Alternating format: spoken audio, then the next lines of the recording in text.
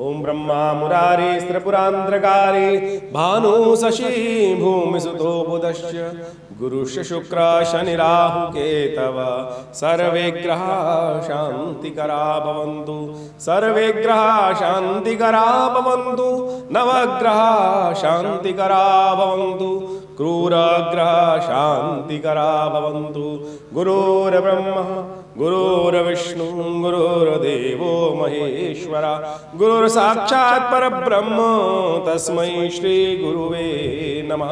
नमस्कार, स्वागत है आपका आचार्य वाणी में। मैं आचार्य डॉक्टर विक्रमादित्य आपके साथ हूँ। आज का विषय हमारा है कि वृश्चिक राशि वालों के लिए सूर्य का परिवर्तन क्या कुछ करने वाला है। देखिए, वृश्चिक राशि वालों, आपकी राशि के अनुसार से सूर्य आपके दशम भाव के स्वामी हैं। दशम भाव जो है वो राज्य का भाव है, दशम भाव सम्मान का भाव है, और वो उच्च के होने जा रहे हैं।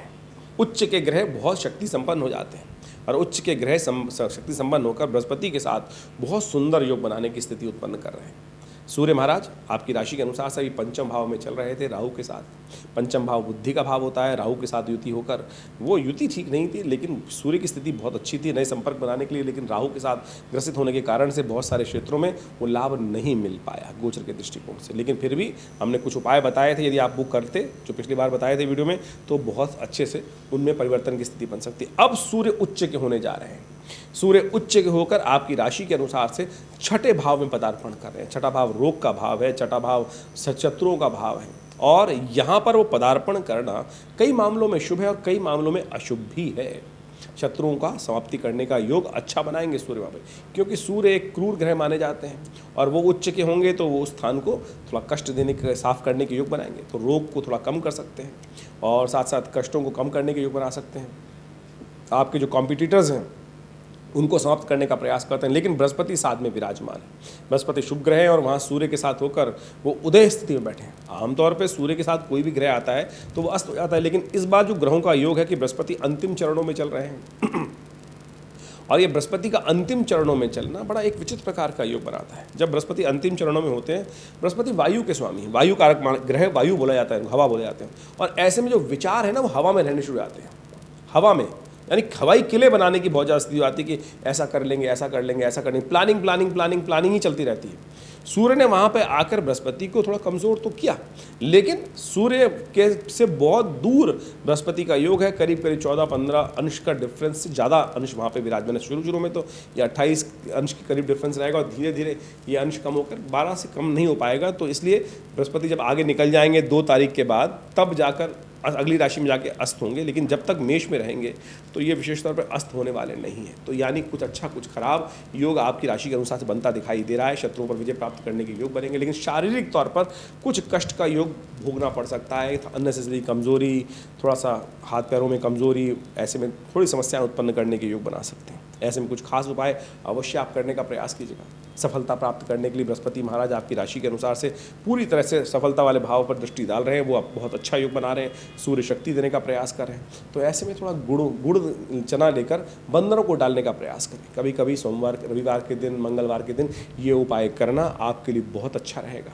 ऐसे में थोड़ा सा मल्टीविटामिन इत्यादि सेहत का ध्यान रखते हुए इन चीज़ों को ध्यान रखने का प्रयास कीजिए। नित्य प्रति भगवान सूर्य को अर्घ दें, ये सबसे इम्पॉर्टेंट कार्य है। थोड़ा जल लेकर तांबे के लोटे में, और उसमें रोली डालकर एक पीला पुष्प, कनेर के पुष्प सबसे श्रेष्ठ माने जाते हैं। कहा जाता है कनेर, आजकल तो कनेर का फूल, पीला रंग का पुष्प बहुत अच्छे से मिल जाएगा, आना शुरू हो गया है। हॉर्न की तरह फूल होता है, और वो करदम का जो फूल होता है उसको लेकर तांबे के लोटे में ओम घृणी सूर्य आदित्याय नमः इस मंत्र का जप करते हुए भगवान सूर्य को नित्य प्रति जल देंगे तो बहुत सुंदर आपके लिए लाभ का योग बनेगा। और ये सूर्य आपकी राशि के अनुसार से परिवर्तन का योग बनाएंगे। और आमतौर पर कई ग्रहों के अनुसार से ये स्थिति जो बन रही है, कई मामलों में सफलता लाभ देने की स्थिति बनाती दिखाई दे रही है। ऐसे में जो खास उपाय आपको बताए हैं, इनको यदि कर लें तो बहुत सुंदर तरीके से आपके लिए सुंदर योग बनेगा। शनि महाराज की दृष्टि इस वक्त आपके छठे भाव में पड़ रही है, और वो कहीं खराब नहीं है।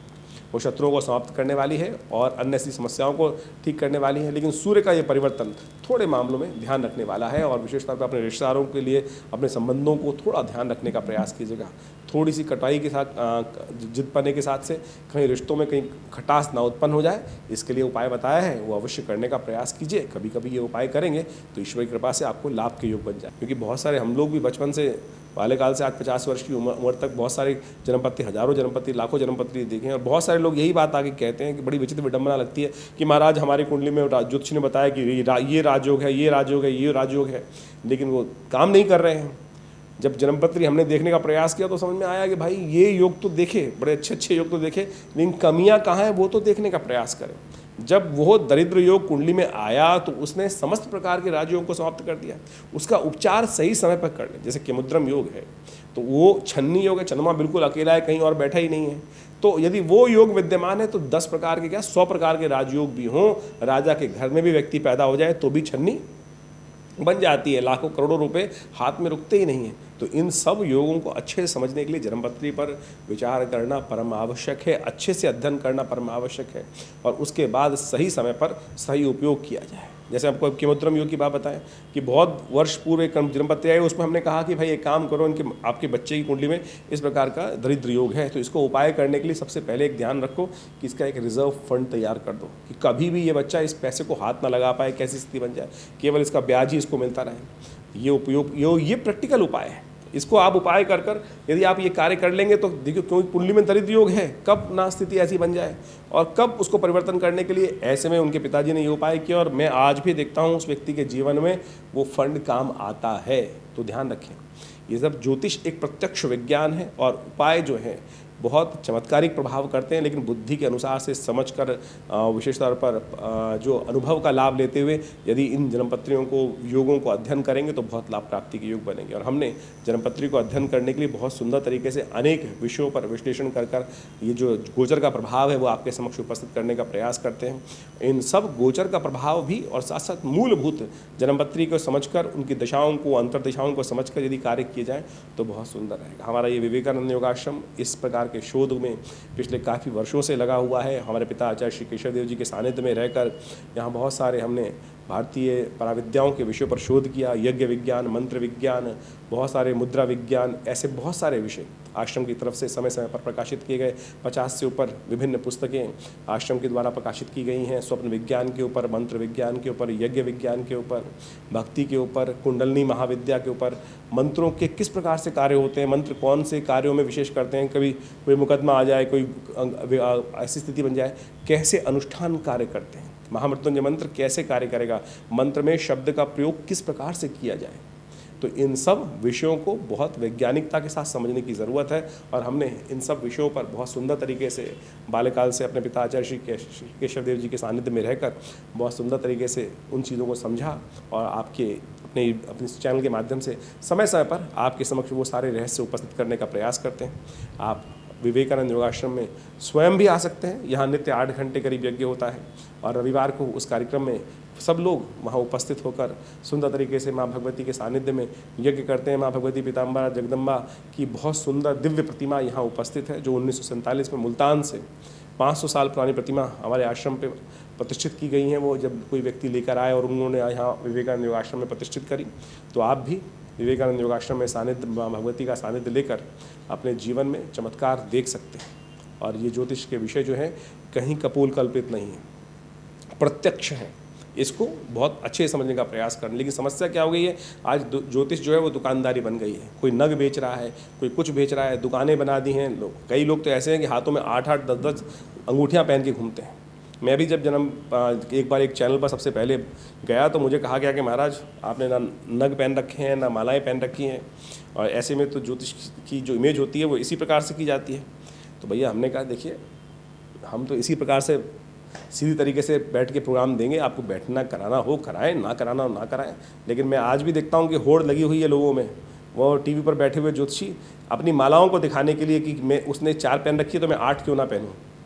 इस विषय पर ज़्यादा कार्य करते हैं लोग, लेकिन प्रत्यक्ष जो अध्ययन है, शास्त्र के सम्मत हैं, उस पे बात कम करने का प्रयास करते हैं। तो मैं, आप देखते होंगे नेशनल चैनल्स पर सब जितने बड़े चैनल्स हैं उन सब पे उपस्थित रहा और बहुत समय से पर रहता भी हूँ, लेकिन वास्तविक तौर पे सत्य को, ज्ञान को, शास्त्र को अपने रूप से समझाने का प्रयास करते हैं। बाह्य आवरण बहुत सारे लोग बनाने का प्रयास करते हैं, लेकिन उस बाह्य आवरण से कोई फ़ायदा होने वाला नहीं है। आइए विवेकानंद योग आश्रम में हमारे बहुत सारे शोध के साथ जुड़ें, बहुत सारी पुस्तकें जो आश्रम से प्रकाशित हैं उन सब का अध्ययन लें। यहाँ आश्रम पर एक बहुत बड़ा हॉस्पिटल विराजमान है, योग प्राकृतिक चिकित्सा का एक बहुत सुंदर सेंटर है, मुद्राओं पर अद्भुत कार्य किया गया है। आपको पता है ज्योतिष विज्ञान के अनुसार से आप विभिन्न ग्रहों का उपचार करने का प्रयास करते हैं, सूर्य का आप उपचार करने का प्रयास कर रहे हैं, सूर्य को किस प्रकार से ठीक किया जाए, तो ये सूर्य मुद्रा है। यदि सूर्य आपकी कुंडली में नेगेटिव प्रभाव कर रहा है तो केवल ये सूर्य मुद्रा अंगूठे के द्वारा इस प्रकार से उंगली को लगा देने से सूर्य मुद्रा बन जाती है। अद्भुत रूप से सूर्य की शक्ति, किसी का सूर्य नेगेटिव है उसको ठीक करना है तो इस मुद्रा का अभ्यास करते हुए यदि ओम गणे सूर्य आदित्याय नमः इस मंत्र का जप करें तो आप समझें आप बहुत प्रकार से अपने सूर्य की नेगेटिव प्रभाव को ठीक करने का प्रयास कर सकते हैं। और साथ साथ यदि शनि खराब है, शनि का दुष्प्रभाव ठीक हो ही नहीं रहा है, तो ये सबसे बड़ी उंगली को, ये शनि की उंगली है, अंगूठे के बेस पे लगाकर इस प्रकार से मंत्र जप ओम प्रांग प्रींग प्रोंग से शनिश्चराय नमः इस मुद्रा से कर लिया जाए तो हमने देखा कि किसी नग की आवश्यकता नहीं है, किसी और चीज़ की आवश्यकता नहीं है। केवल इन मुद्राओं का अभ्यास कर कर आप बहुत सारे ग्रहों के योग को, नेगेटिव योगों को पॉजिटिव में परिवर्तित करने का प्रयास कर सकते हैं। इसी प्रकार से ज्ञान मुद्रा आपको पता होगी, बृहस्पति, ये उंगली बृहस्पति की है और इसको यदि अंगूठे के साथ लगा दिया जाए तो ये ज्ञान मुद्रा बन जाती है। बृहस्पति के शुभ फल को प्राप्त करने के लिए, बृहस्पति कमज़ोर है किसी का और लेके हर ज्योतिषी जो है वो अपने रत्न को बेचने के लिए दूसरे का रत्न हमेशा नेगेटिव कहेगा, अपने रत्न को पॉजिटिव कहेगा। हमेशा ज्योतिषी विज्ञान जो आज की दुकानदारी चलाते हैं कि ज़रूरत नहीं है आपको लाखों रुपए के उस पुखराज पत्थर को पहनने की, ज्ञान मुद्रा का अभ्यास कीजिए। पहली उंगली अंगूठे के साथ लगाकर ये ज्ञान मुद्रा बन जाती है, शास्त्रोक्त है। आप सोचें भगवान कृष्ण भी इसी मुद्रा में गीता का उपदेश दे रहे थे। कहा जाता है प्रपन्न पारिजाताय तोत्र वेत्रे पाणय ज्ञान मुद्राय कृष्णाय गीतामृतवे नमः, कि भगवान कृष्ण ने गीता का अमृत जो ज्ञान था, इसी ज्ञान का स्वरूप बृहस्पति, और ये बृहस्पति की उंगली अंगूठे के साथ जोड़ देने से ज्ञान मुद्रा बन जाती है। तो अद्भुत प्रकार से आपके वास्तविक तौर पर हम इन्हीं रहस्यों के ऊपर इस चैनल के माध्यम से आपको समझ जोड़ने का प्रयास करते हैं। आशा करते हैं आप भारतीय पराविद्याओं को सही रूप से समझेंगे और दुकानदारी से हटकर कि विभिन्न ग्रहों को ठीक करने के लिए दुकानदारी ऐसी विचित्र हो गई है। शनि का तो बाजार आज की तारीख में इतना बड़ा व्याप्त हो गया है कि तेल पर तेल, हर कोने पर, हर दुकान, हर गली के कोने पर एक शनि मंदिर उपस्थित हो गया। शास्त्र में कहाँ वर्णित है शनि के मंदिरों को बनाने का वर्णन कहाँ मिलता है शास्त्रों में? आप सोचें कि ऐसे ऐसे लोग आते हैं 100 टीन तेल के चढ़वा देते हैं शनि महाराज पर। कहाँ, मैंने कभी एक बार बात करी, भैया कहाँ डालते हो उन तेल को? कहते हैं ज़मीन के अंदर डाल देते हैं। ज़मीन के अंदर डालते हो तो ज़मीन को और ख़राब कर रहे हो। एक इतनी मेहनत से निकाला गया तेल और उसका परिष्कृत पद्धति, और उसके बाद आपने उसको ज़मीन के अंदर डाल दिया, टॉक्सिन कर दिया, ज़मीन को भी खराब किया। तो शास्त्र में कहीं इस प्रकार का वर्णन नहीं है। तो शास्त्र के अनुसार से समय समय पर हम लोग इन सब बातों को आपके समक्ष रखने का प्रयास करते हैं। आज समय मिला तो हमने इस बात को भी आपके राशि के अनुसार से रखा, लेकिन और भी बात करें। आशा करते हैं आप इन सब बातों को पॉजिटिव रूप में लेने का प्रयास करेगा। हम किसी पे आक्षेपित करने का प्रयास नहीं कर रहे हैं, लेकिन ज्योतिष प्रत्यक्ष विज्ञान है। भारतीय संस्कृति में कहीं कोई दुकानदारी नहीं दी गई है। यदि आप विश्वास करेंगे तो आपके जीवन में चमत्कार ज्योतिष उपस्थित कर सकता है।